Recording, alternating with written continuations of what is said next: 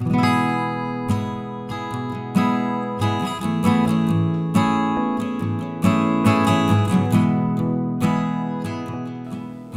Luciano, uns 2 anos atrás, escreveu um livro, chama-se Jesus de Nazaré. Não sei se você já teve a oportunidade de ler. Eu falo sobre a vida de Jesus de uma ótica assim muito bonita. Eu entendo que sim. E há um capítulo nele que fala sobre a paixão de Cristo. E nesse capítulo, eu inicio esse capítulo não com aquele momento onde tradicionalmente a igreja entende que Jesus padeceu e sofreu aquilo que se chama de Via Crucis, inclusive que nós a percorremos quando estivemos lá em Jerusalém. Não, eu particularmente entendo que o sacrifício de Jesus que hoje nós vamos celebrar aqui com respeito à ceia, ele iniciou-se na ceia do Senhor.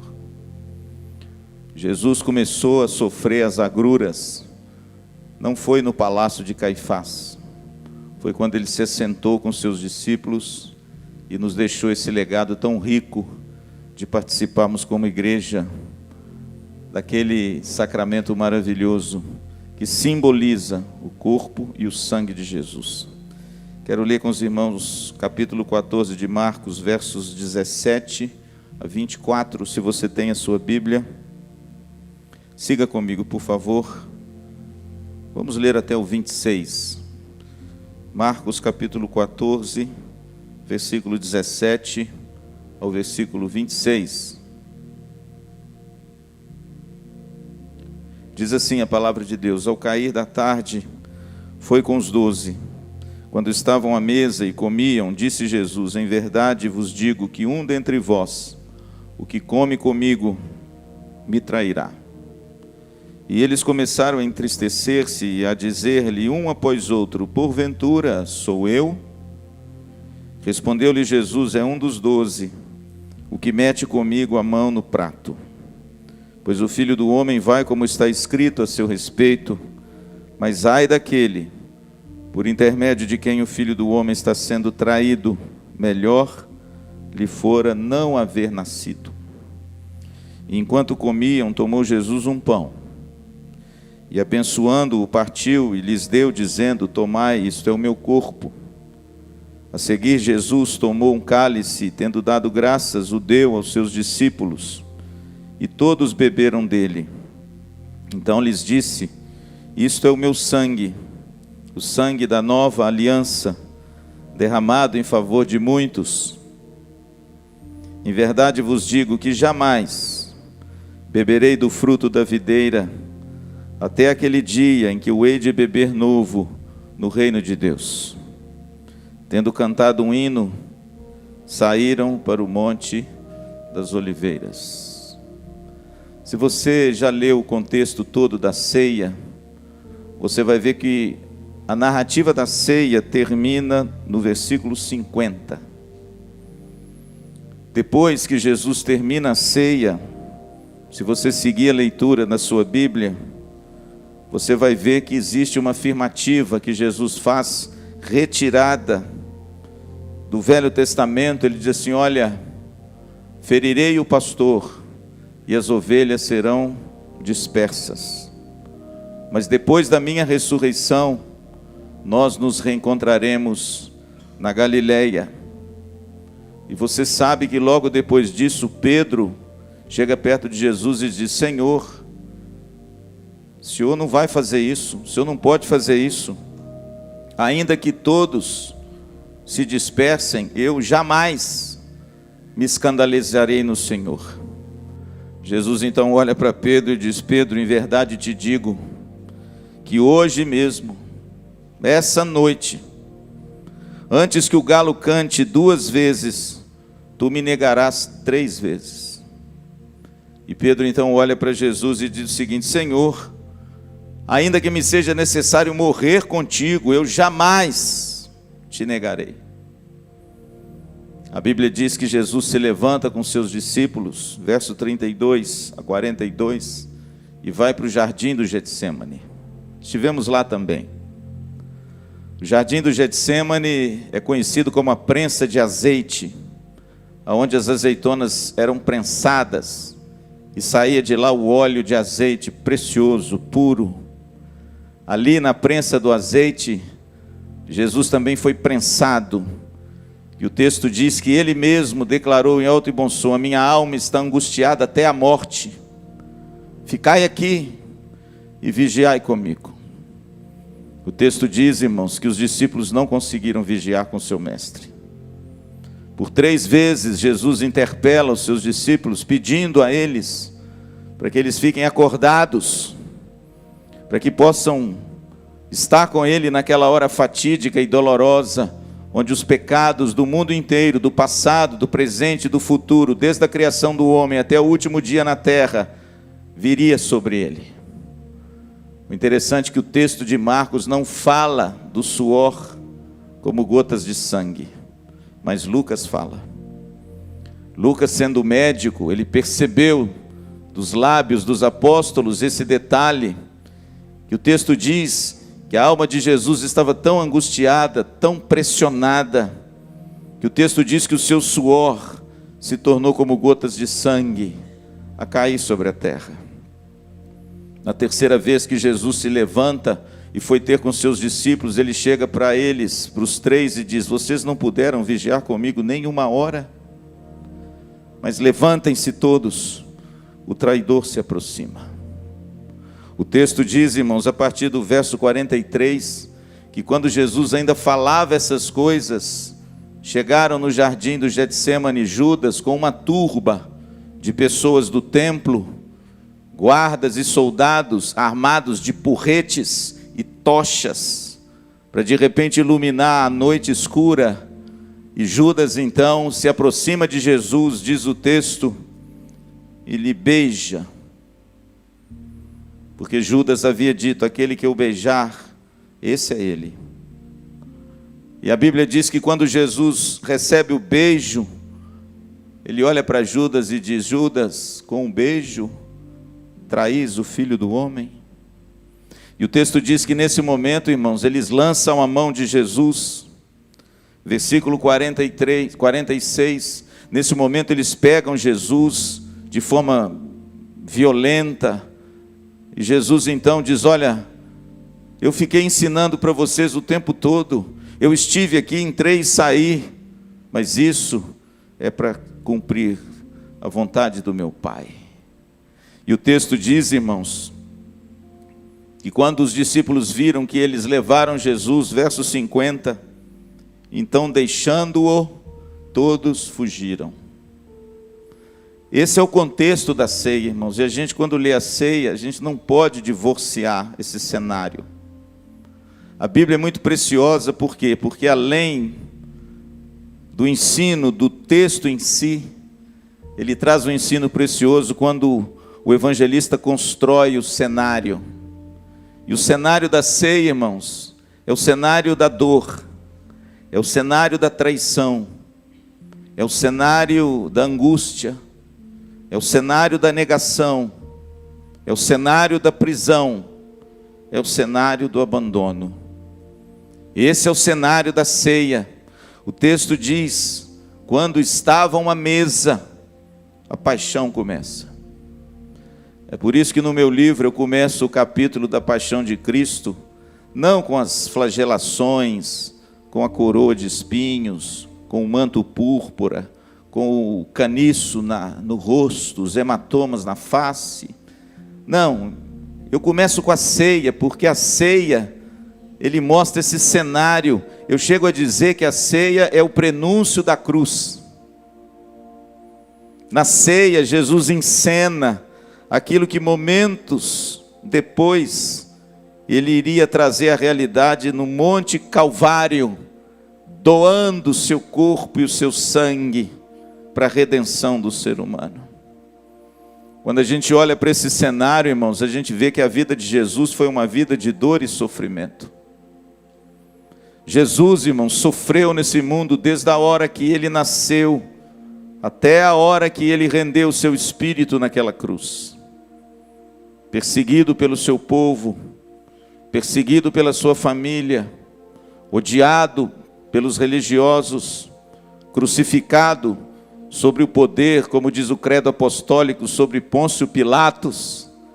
A vida do Senhor foi uma vida de lamento e dor, mas nem por isso foi uma vida cheia de significado, proveitosa, que cumpriu perfeitamente a vontade do Pai. Interessante que João capítulo 13, o apóstolo escreve que, sabendo ele que era chegada a hora de passar para o Pai, e sabendo que aquela hora estava às portas, tendo amado os seus que estavam no mundo, amou-os até o fim. Sabe o que significa isso, irmãos? Jesus sabia da cruz lá na frente, mesmo assim a sua vida foi uma vida de amor. Jesus sabia que ele veio para a cruz. Jesus sabia, querido, que enquanto ele andasse nesse mundo, o propósito da sua vida era morrer numa cruz. E mesmo assim, a sua vida foi uma vida de doação e de amor. E mesmo assim, ele cumpriu a vontade do Pai. E mesmo assim, a Bíblia diz que ele se ofereceu voluntariamente, prazerosamente, para cumprir aquele fim terrível, que se eu e você soubéssemos dele, eu acho que a nossa vida perderia o sentido. É ou não é? Tem gente que acha que se souber o futuro vai viver bem o presente. Ô meu irmão, é doce ilusão. Tem cristãos até hoje que ficam pulando de profetas em profetas querendo descobrir o futuro. Ah, fulana irmã não sei o que revela o futuro. Ah, o pastor não sei das quantas, ele olha para você e revela o seu futuro. Não faça isso, meu filho. Em nome de Jesus, não faça isso.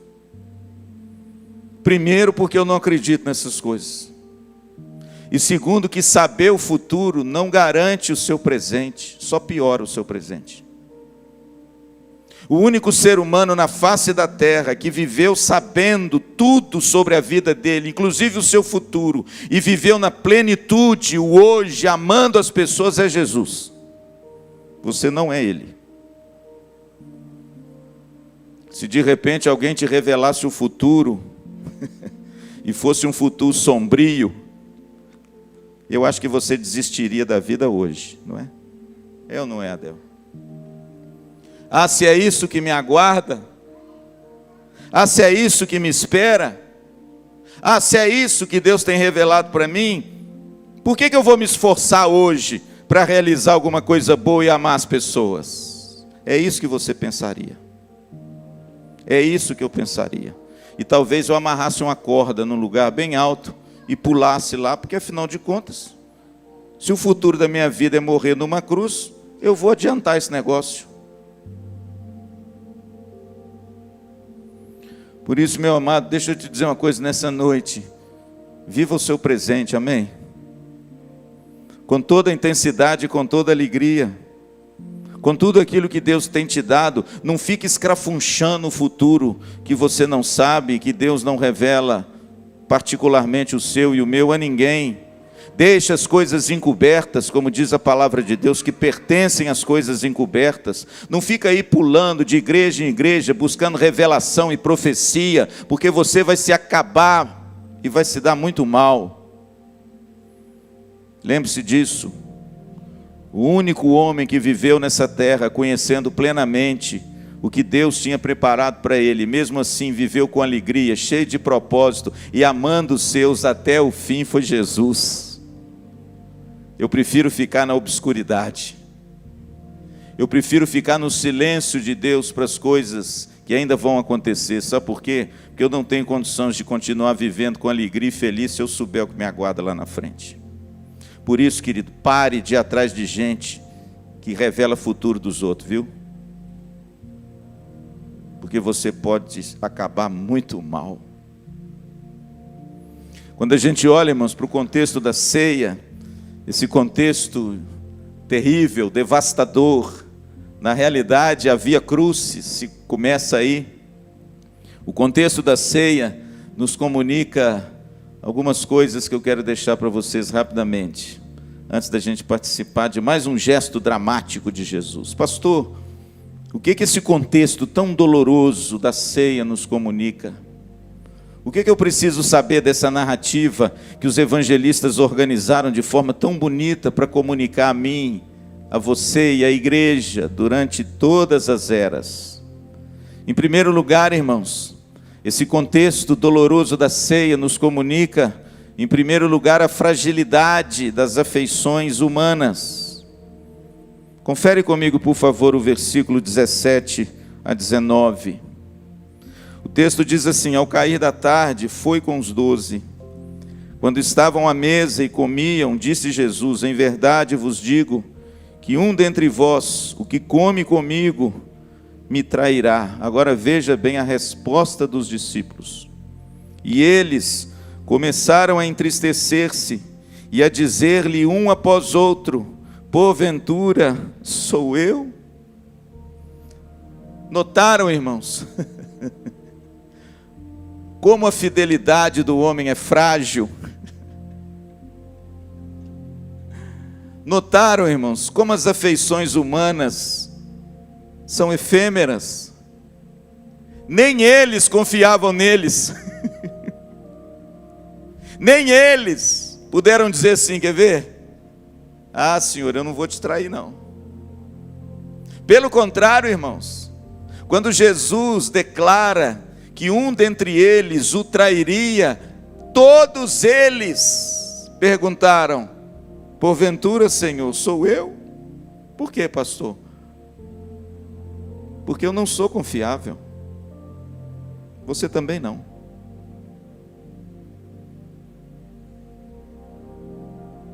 Hoje nós amamos intensamente, amanhã nós odiamos com todas as forças, não é assim? Hoje a gente cuida e zela, amanhã a gente machuca e fere. Hoje a gente recebe com celebrações e júbilo, amanhã a gente desanda a falar mal. Hoje a gente aproxima e agrega, amanhã a gente afasta e dispersa. Eu fico imaginando, irmãos, quantos casamentos o pastor Luciano já fez nesses 25 anos de pastorado. Muitos casamentos. Quantos casais, irmãos, foram à frente e eu fiz e realizei essa celebração tão bonita. E quantos casais eu casei e hoje não vivem mais juntos. Fizeram votos na presença de Deus. Fizeram votos um com o outro, na presença da igreja. E de repente hoje, irmãos, são ferozes inimigos um do outro. Pastor, o que a ceia nos comunica, esse contexto? Nos comunica, irmãos, quão frágeis somos nós. Como as nossas afeições, irmãos, não são duradouras. Como nós somos passíveis de mudar de humor. Eu acho que o ser humano se parece mais como um camaleão.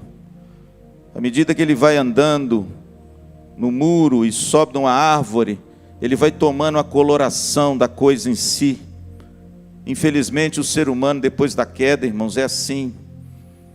Ele vai tomando a coloração e ele vai mudando de tempos em tempos. E o que outrora era claro, hoje se torna escuro. O interessante, irmãos, que a ceia comunica isso para nós. A ceia comunica que o ser humano tem afeições muito frágeis. Mudamos de humor muito fácil. Ora nós abraçamos, amanhã nós nos afastamos. Ora nós queremos bem, mas no outro dia nós queremos mal. Não é verdade? Senhor, porventura sou eu? Senhor, será que sou eu que vou te trair? O interessante, irmãos, que se você olhar o contexto da ceia, como nós vimos, você vai ver que eles não eram confiáveis mesmo. Por quê? Porque um traiu, o outro negou e o resto o abandonou. O versículo 50 diz que todos fugiram. Todos. Jesus ficou só. E a ceia, irmãos, nos comunica isso. Como nós somos frágeis e como nós dependemos de Deus, irmãos, para que as nossas afeições sejam mais equilibradas, para que a gente não seja essa coisa que ora é, ora não é, que a gente seja alguém mais constante, como Jesus fora, tendo amado os seus que estavam no mundo, amou-os até o fim. Será que nós somos capazes disso?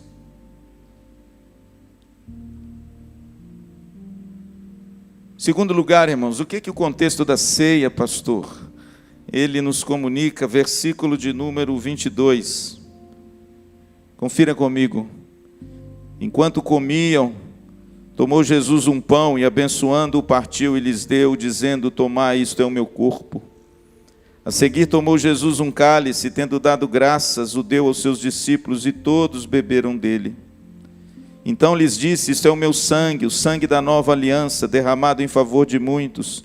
Em verdade vos digo que jamais beberei do fruto da videira, até aquele dia em que eu hei de beber novo no reino de Deus. Verso 26. E tendo cantado um hino, saíram para o Monte das Oliveiras. Em segundo lugar, irmãos, o contexto da ceia nos comunica o alcance infinito da graça de Deus. O contexto da ceia nos comunica o escândalo da graça. A graça de Deus, irmãos, é assim mesmo, ela é escandalosa. O mundo não entende bem a graça de Deus. Como é que pode alguém lavar os pés do traidor? Como é que pode alguém tirar a vestimenta de cima e lavar os pés daquele que iria negar Jesus e dizer: eu nunca vi esse homem? Como é que pode, irmãos, alguém tirar a vestimenta de cima e lavar os pés dos 12, sabendo que momentos depois todos iriam abandoná-lo? Como é que pode, irmãos? Que amor é esse?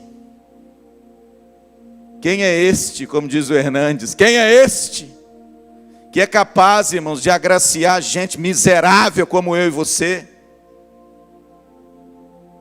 com as afeições tão frágeis, tão falhos, tão fracos? Como pode, irmãos, um Deus de amor alcançar gente como eu e gente como você? Mas foi isso que Jesus fez na ceia.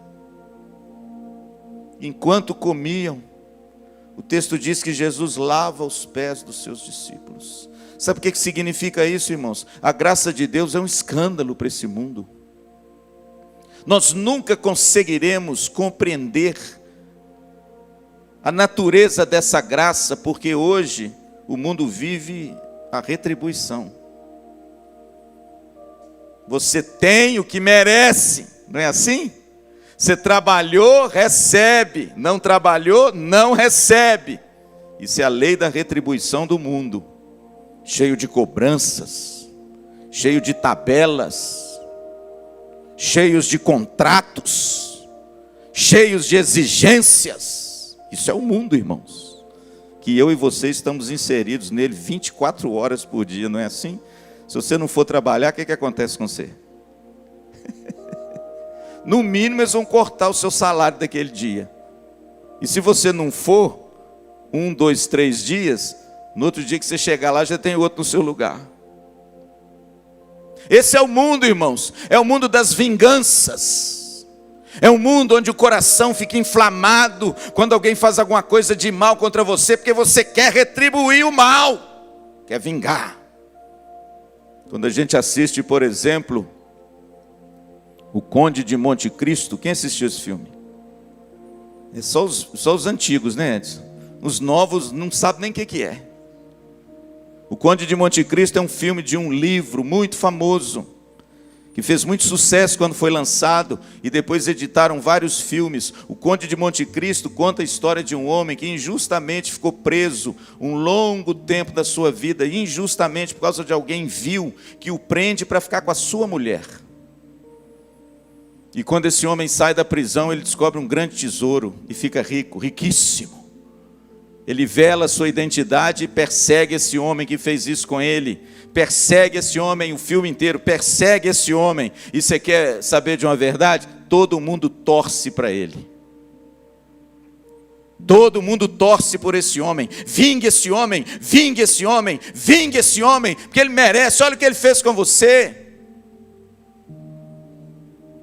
E o filme inteiro, irmãos, a gente torce para que a vingança seja feita. Sabe o que é isso? Isso é você. Isso sou eu. Isso é o mundo. Isso é o que a gente espera desse mundo, vingança e retribuição. Mas interessante, irmãos, tem um outro filme que aí você vira, como eu digo, o disco, né? E você assiste Os Miseráveis de Victor Hugo. Não sei se você já viu esse filme. Também é um livro famoso. Victor Hugo foi um escritor maravilhoso. Ele conta a história de Jean Valjean. Era um homem, irmãos, que viveu nas ralés como escravo a vida inteira.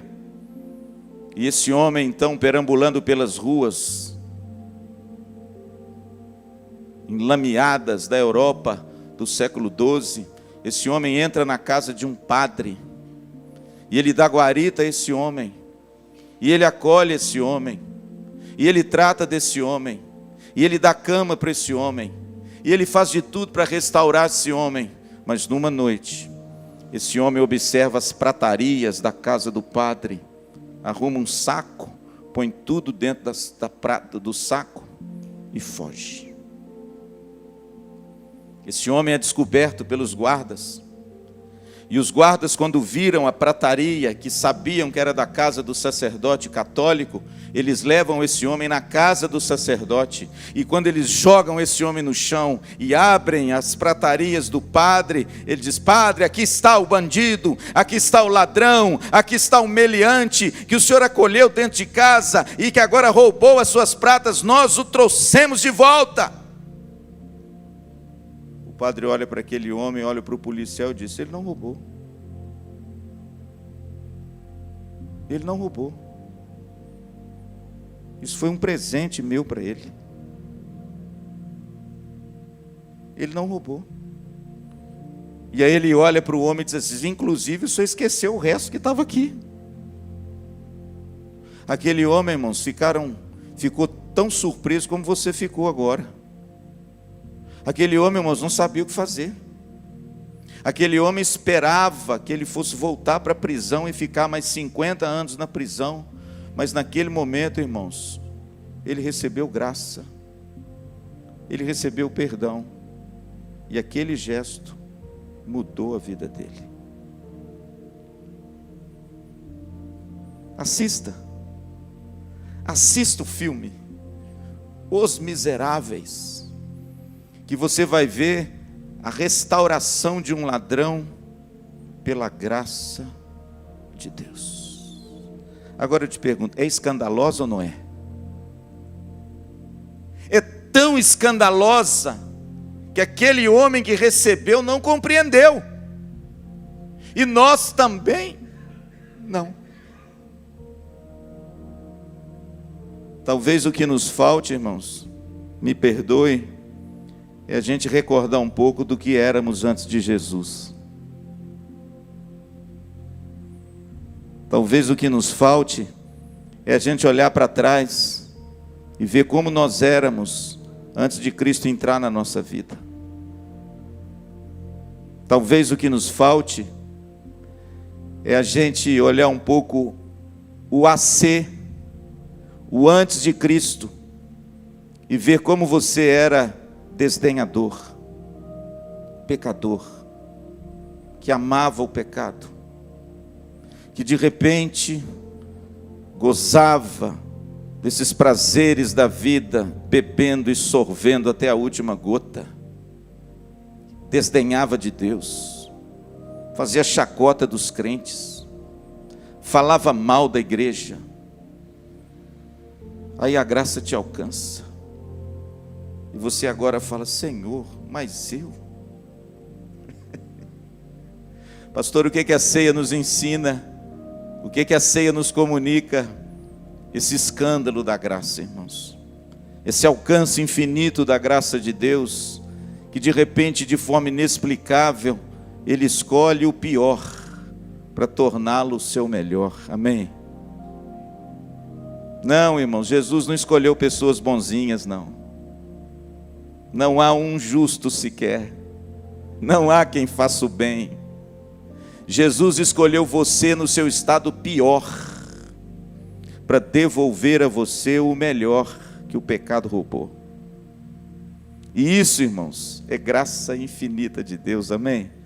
Por exemplo, se você der uma olhadinha na genealogia de Mateus, foi a primeira página da Bíblia que o pastor Luciano leu na vida dentro da Universidade Federal de Viçosa, quando eu tinha 17 anos. Eu puxei a escrivaninha pequena do meu quartinho lá da universidade, do alojamento, e tinha uma Bíblia dos Gideões. Quando eu abri a primeira página, que era Mateus, eu comecei a ler uma série de nomes. Fulano gerou Ciclano, que deu a luz a Ciclano e gerou Beltrano. Eu fechei e falei assim, não quero saber. Esse negócio com esse monte de nome, eu não vou entender nada, não quero saber. Hoje, irmãos, eu confesso a vocês que quando eu abro o livro de Mateus e leio a genealogia, eu tenho um encontro com a graça de Deus. Por quê? Porque Jacó está lá. Quem era Jacó? O enganador, o suplantador, aquele que quer tirar vantagem de todo mundo. O nome dele está lá. Quando eu abro, irmãos, a genealogia de Mateus, eu vejo lá Raabe. Quem era Raabe, pastor? Uma prostituta. Que muitas vezes hoje, irmãos, quando a gente vê uma na rua, a gente desdenha tanto delas, né? O nome dela está lá. Quando eu abro a genealogia de Mateus, está lá o nome de Manassés. Quem era Manassés? Um homem tão ruim, irmãos, mas um homem tão ruim, que sacrificou os seus filhos aos falsos deuses na época, mas que no final da sua vida teve um encontro com Deus, se arrependeu, e o nome dele está lá na genealogia de Jesus. Hoje, irmãos, eu confesso a vocês que quando eu leio a Bíblia e vejo esses nomes dentro da genealogia do Rei dos Reis e do Senhor dos Senhores, eu começo a compreender um pouquinho o escândalo da graça que a ceia nos comunica. Pastor, quem participa da ceia? Pecadores. Pecadores que foram alvos da graça de Deus. Nós só podemos participar por causa do sangue do Cordeiro sobre nós, amém? Porque senão, irmãos, não há um digno sequer de participar. A ceia nos comunica isso. Abandono, traição, prisão, negação, e no meio disso tudo, a doação. Eu acho que é por isso que o apóstolo Paulo captou de forma tão bela e poética tudo isso que está escrito aqui nesse contexto, dizendo lá em Coríntios 11, 23, na noite que Jesus foi traído, ele tomou o pão. Paulo entendeu, irmãos, que essa doação maravilhosa da vida de Cristo aconteceu aonde? Que horas? Na noite que ele foi traído. Sabe o que significa isso, irmãos? Uma lição preciosa para nós. No meio do pior, Jesus demonstrou o seu melhor. Tem muita gente, irmãos, que quer retribuir o mal com o mal. Tem muita gente que no meio do pior quer ser um arauto do pior. Mas faça como Cristo. No meio do pior, no meio de uma situação conflituosa, ele ofereceu-se a si mesmo. No pior, ele deu o seu melhor. É isso que Deus espera de nós. Amém? Em último lugar, irmãos, pastor, o que a ceia nos comunica? Esse contexto tão doloroso, além da fragilidade das nossas emoções, dos nossos sentimentos, além desse escândalo maravilhoso da graça de Deus que o mundo não compreende, né? Eu fico imaginando, irmãos, o primeiro sujeito a entrar no reino de Deus com Jesus foi o ladrão da cruz. Que coisa, hein? Já pensou isso? O primeiro, irmãos, a adentrar os portais daquilo que Jesus veio inaugurar na nova dispensação, não foi um fariseu bonitinho, com tudo no lugarzinho. Foi um ladrão miserável que viveu a vida inteira só fazendo porcariada e no final reconheceu quem ele era. Aí Jesus olha para ele e diz: hoje estarás comigo no paraíso. Irmão, se isso não é graça escandalosa de Deus, o que é? E essa graça foi dispensada a você. E é por isso que nós estamos aqui. Mas em último lugar, irmãos, o contexto da ceia nos comunica a vitória da comunhão, mesmo em face da dispersão da igreja.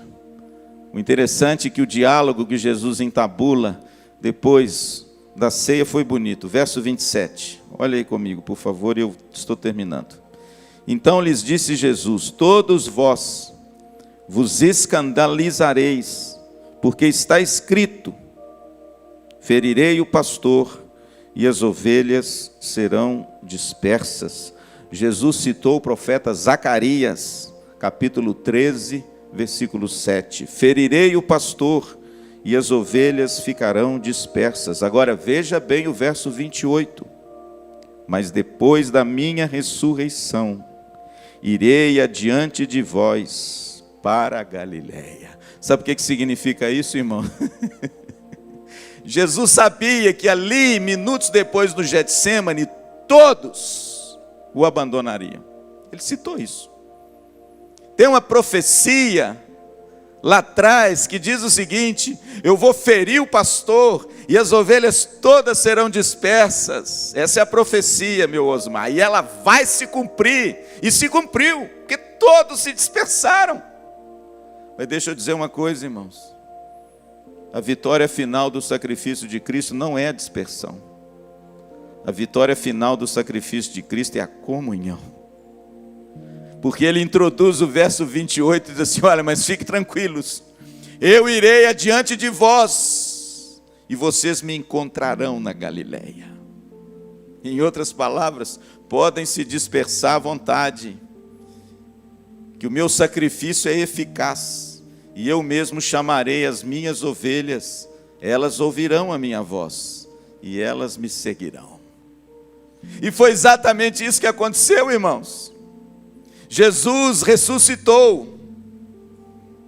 Olha que coisa interessante, Marcos 16.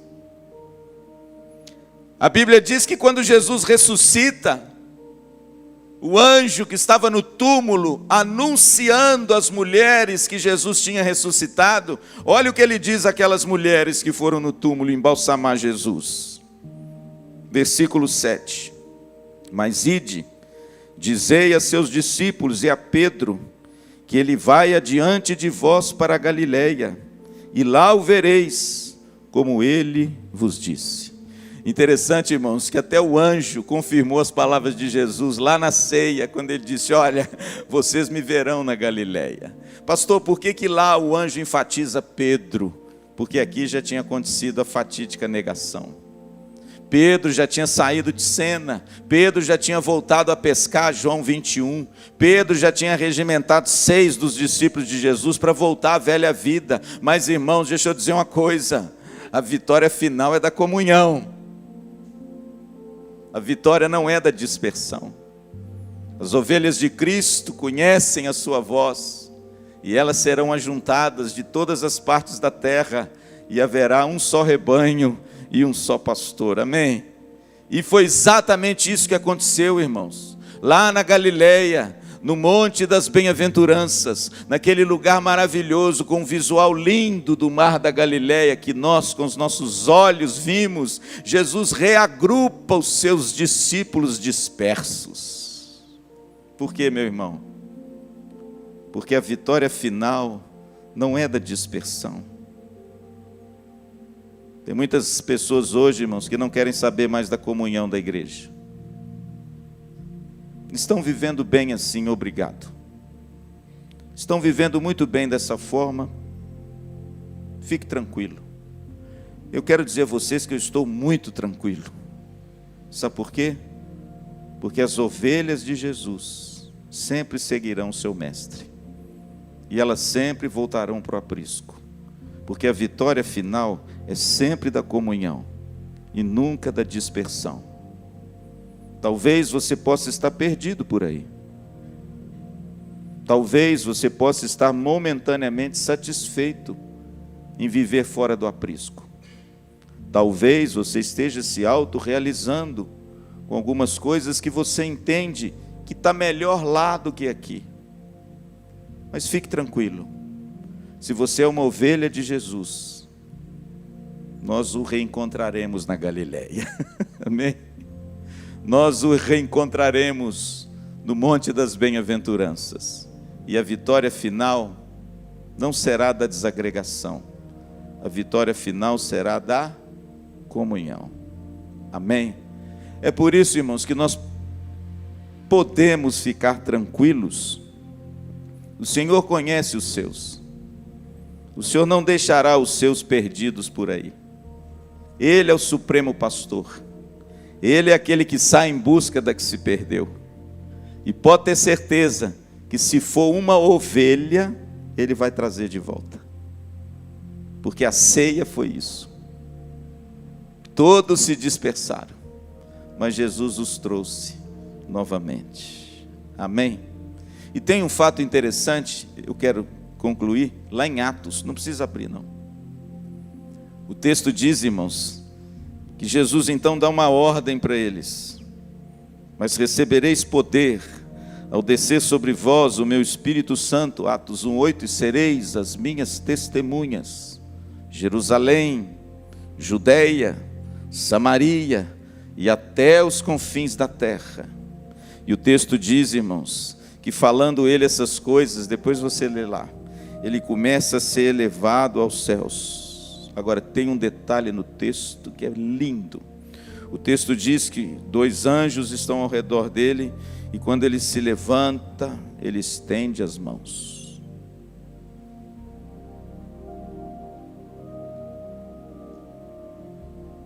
E à medida que ele vai subindo, ele tem as suas mãos estendidas. Sabe o que significa isso? É a bênção do Senhor Jesus sobre a sua igreja. Ela será sempre vitoriosa.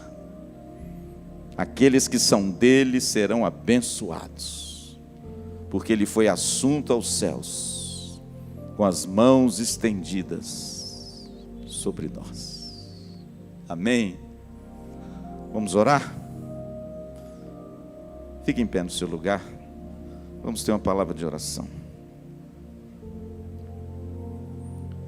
Senhor nosso Deus, obrigado por essas doces e maravilhosas verdades, que ao mesmo tempo que nos confrontam, nos consolam, que ao mesmo tempo que nos mostram quem nós somos, abrem as portas para essa salvação tão graciosa que veio sobre nós. Por isso, Senhor, nós estamos aqui nessa noite com o coração alegre, com o coração grato, porque se participamos desse momento, não é por nossa causa, não é por nós e por mérito algum, mas é por causa do escândalo da Tua graça, que alcançou um pecador como eu, desdenhador da Tua igreja. E quem sabe, Senhor, muitos como eu, foram assim alcançados por essa graça maravilhosa. Portanto, Senhor, recebe a nossa gratidão. Queremos Te servir todos os dias da nossa vida, Senhor. Queremos consagrar tudo que temos a Ti. Queremos, ó Deus, usar o nosso melhor para o Senhor. E queremos de alguma forma, Senhor, tão pequena, retribuir essa obra grandiosa que o Senhor realizou e realiza ainda em nós e por nós e através de nós. Desperta a Tua igreja, Senhor. Aviva a Tua igreja, Senhor, para que ela tenha a compreensão da grandiosidade dessa obra, de nos transformar e nos transportar do reino das trevas para a tua maravilhosa luz. Aplica essa palavra, Senhor, ao coração dos meus irmãos, e aquele que às vezes ainda está com o coração empedernido e endurecido, que essa seja a noite que o teu Espírito Santo toque nesse coração e ele reconheça a sublimidade dessa obra que foi feita por amor de nós. É o que nós te agradecemos. Oramos em nome de Jesus. Amém.